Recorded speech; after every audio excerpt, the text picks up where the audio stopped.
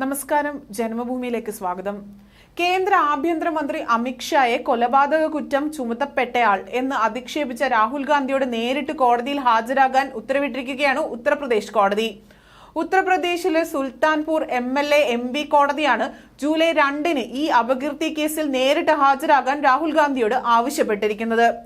2018-ലാണ് അമിത്ഷായെ Rahul Gandhi അധിക്ഷേപിച്ചത്.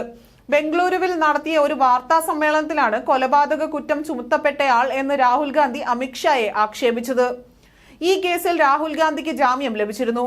Sultanpur MLA MP കോടതി judge ശുഭം വർമ്മയാണ് July 2-ന് Rahul ഗാന്ധിയെ നേരിട്ട് കോടതിയിൽ ഹാജരാകാൻ ആവശ്യപ്പെട്ടിരിക്കുന്നത്.